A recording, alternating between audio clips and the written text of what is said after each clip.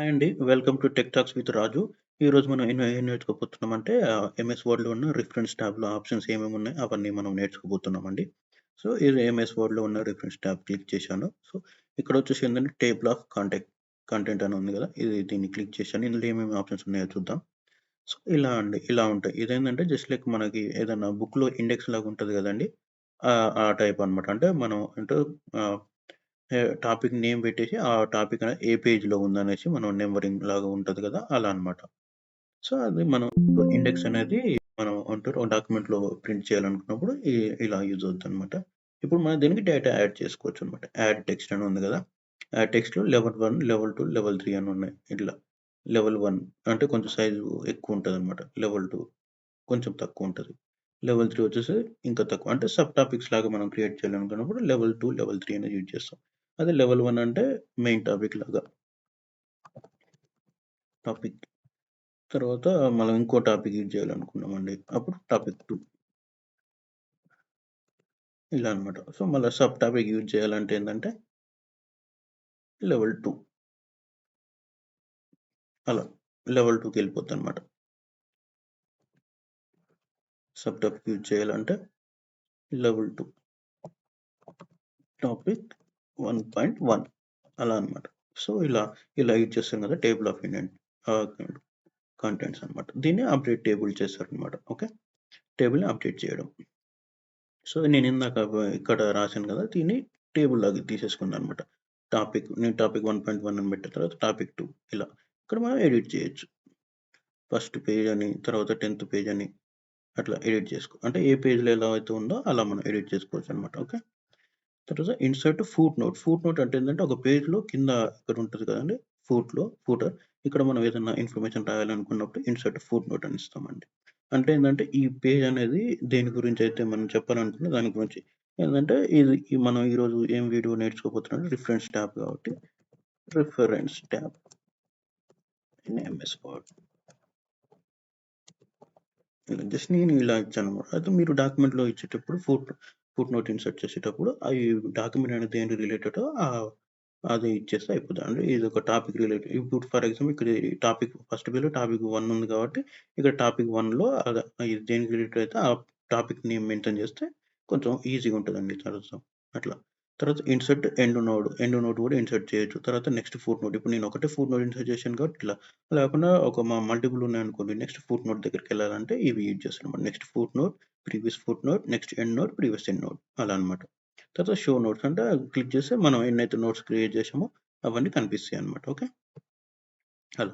ఇక్కడ సెర్చ్ అని ఉంది. సెర్చ్ అని అంటే ఏందంటే ఇది క్లిక్ చేస్తే మనం ఏదన్నా ఇన్ఫర్మేషన్ సెర్చ్ చేసుకోవాలన్నప్పుడు ఇంటర్నెట్ ద్వారా మనం ఇక్కడ సెర్చ్ చేస్తే అక్కడ రిలేటెడ్ ఇన్ఫర్మేషన్ వస్తదన్నమాట. ఓకే. ఇది సెర్చ్ ఆప్షన్. తర్వాత ఇన్సర్ట్ సిటేషన్ అని ఉందండి. సిటేషన్ అనేది ఏందంటే ఇదొచ్చేసి ఫర్ ఎగ్జాంపుల్ మీరు ఒక ఏమంటారు ఒక ఇమేజ్ నుంచి ఒక బుక్ నుండి మీరు ఈ డాక్యుమెంట్‌ని ప్రిపేర్ చేస్తున్నప్పుడు ఆ బుక్ యొక్క డీటెయిల్స్ రాయాలండి. అదొచ్చేసి ఇక్కడ యూజ్ చేస్తారనమాట. యాడ్ న్యూ ప్లేస్ హోల్డర్ లాగా పెట్టి రాయొచ్చనమాట. ప్లేస్ హోల్డర్ 1 దగ్గర ఏమైతుంది ఒక బుక్ నేమ్ అని ఉందనుకోండి. ఫర్ ఎగ్జాంపుల్ బుక్ నేమ్ అని రాసేసి క్లిక్ చేయాలండి. ఇలా వస్తది. ఇక్కడ. అంటే మనం ఇక్కడే పెట్టాలని గాదు. ఇది టేబుల్ డిఫాల్ట్‌గా సెలెక్ట్ అయింది కాబట్టి ఇలా. అక్కడ కాకుండా అంటే వేరే దగ్గర అంటే ఇక్కడికెళ్ళిన తర్వాత ఇన్సర్ట్ సిటేషన్ ఉంది. Add new place holder. Book name 1 already book name 1 ఉంది కాబట్టి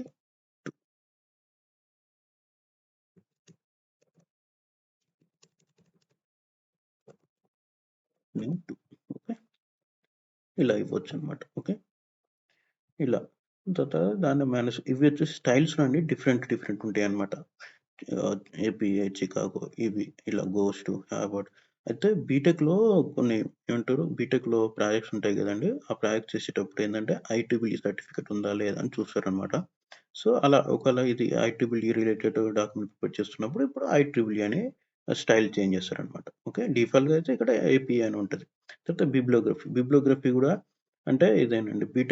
బీటెక్‌లో గాని ఏదైనా బుక్ చూసినప్పుడు ఆ బుక్ ఎండ్‌లో ఉంటదనమాట బిబ్లియోగ్రఫీ అంటే, ఈ బుక్‌ని ఏ బుక్కు రిఫరెన్స్ తీసుకొని చేశాము, లేకపోతే ఏ డాక్యుమెంట్ లేకపోతే ఏ ఆర్టికల్‌ని రిఫరెన్స్ తీసుకొని ఈ బుక్ అనేది ప్రిపేర్ చేశామనేది అక్కడ బిబ్లియోగ్రఫీ యాడ్ చేస్తుంది. బిబ్లియోగ్రఫీ అంటే ఇలా ఉంటదండి. ఇట్లా. ఇక్కడ ఈ ఆథర్ నేము ఇది ఉంది గదా! ఆ పేర్లన్నీ వస్తాయన్నమాట. ఇలా యాడ్ చేయొచ్చనమాట. దీన్ని బిబ్లియోగ్రఫీ అంటారు.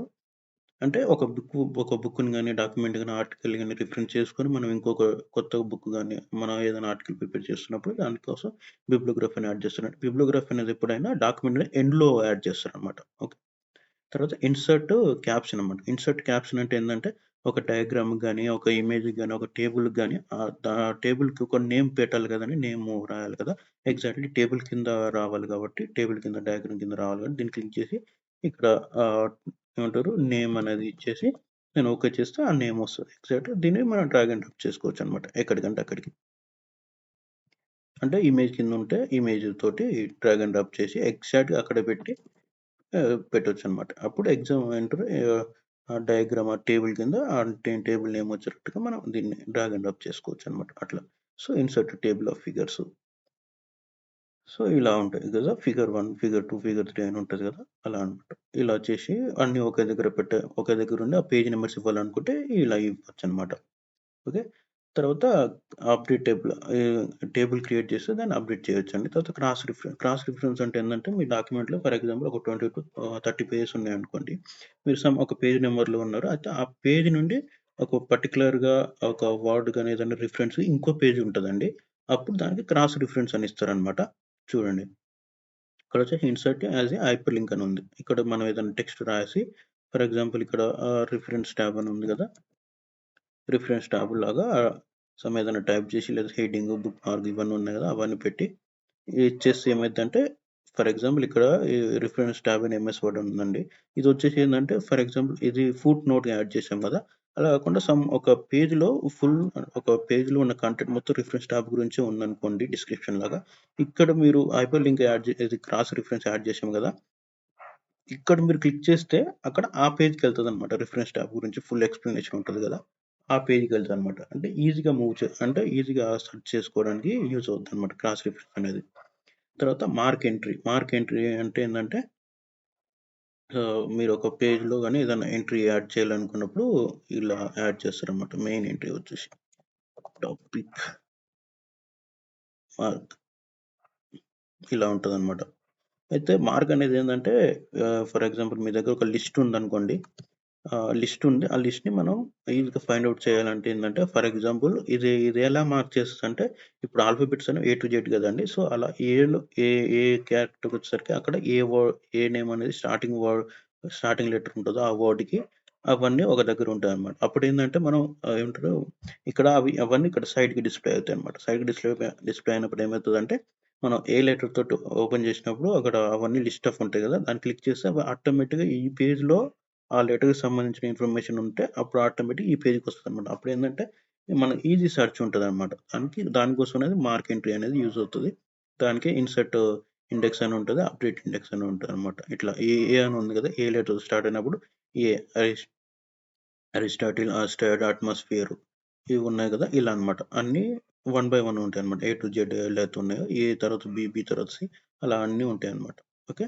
చూడండి ఒక బి తర్వాత సి ఇలా ఉంటాయి. అప్పుడు మనకేందంటే సెర్చ్ చేయడానికి కొంచెం ఈజీ అవుతదండి అట్లా. ఇప్పుడేందంటే ఫర్ ఎగ్జాంపుల్ 100 పేజెస్ ఉన్నాయండి. 100 పేజెస్‌లో మన ఫ మనకు ఓన్లీ అరిస్టాటిల్ గురించి ఇన్ఫర్మేషన్ కావాలనుకోండి. ఇక్కడ మనం ఆల్రెడీ ఇక్కడ మార్క్ ఎంట్రీ చేసాం కాబట్టి అరిస్టాటిల్ వర్డ్ క్లిక్ చేస్తే ఈ అరిస్టాటిల్ అనే ఆహ్, వర్డ్‌కు ఫుల్ ఆఫ్ ఎక్స్‌ప్లనేషన్ అనేది ఏ పేజ్‌లో అయితే ఉంటదో ఈజీగా ఆ పేజ్‌కెళ్ళిపోద్దనమాట. అప్పుడు మనకు సెర్చ్ అనేది ఈజీ అవుతది. సో, అలా అన్నమాట. తర్వాత అప్డేట్ ఇండెక్స్. సో, లాస్ట్‌కొచ్చేసరికేంటంటే మార్క్ సిటేషన్ అంటే ఏందంటే ఇదొచ్చేసి ఆహ్, ఒక అంటారు ఒక డాక్యుమెంట్ గాని, ఒక ఆర్టికల్ నుంచి గాని మనం తీసుకున్నాం అని చెప్పాం గదా! List of list of reference articles ఏమైతే ఉన్నాయో అవన్నీ ఇక్కడ మనం యాడ్ చేస్తామనమాట. యాడ్ చేసినప్పుడు అవన్నీ ఒక దగ్గర రిఫరెన్స్ లాగా ఉంటాయన్నమాట. ఓకే. తర్వాత ఇన్సర్ట్ టేబుల్ ఆఫ్ అథారిటీస్ అని ఉంది గదా! ఇదొచ్చేసి ఏందంటే ఇదొచ్చేసి కేసెస్‌కి సంబంధించి ఉంటది. తర్వాత స్టాట్యుటీస్, తర్వాత అదర్ అథారిటీస్, రూల్స్ ఇవన్నీ ఉన్నాయి కదా! వీటికి రిలేటెడ్ యూజ్ అవుతాయన్నమాట ఈ ఆప్షన్ అనేది. ఓకే. సో, దానికి రిలేటెడ్ ఏదైనా వర్క్ ఉన్నప్పుడు ఇవి యూజ్ అవుతాయండి. సో, సేమ్ అలాగే అప్డేట్ టేబుల్ అనేది కూడా ఉంటదనమాట.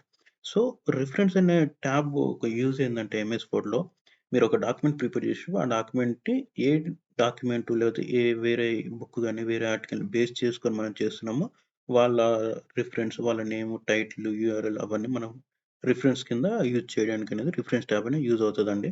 మీకు గాని ఈ వీడియో నచ్చినట్టయితే లైక్, షేర్, సబ్స్క్రైబ్ చేయండి. అలాగే మీ ఫ్రెండ్స్‌లో ఎవరైనా ఎంఎస్ వర్డ్ నేర్చుకోవాలనుకుంటే వాళ్ళకి మా ఛానెల్‌ని సజెస్ట్ చేయండి.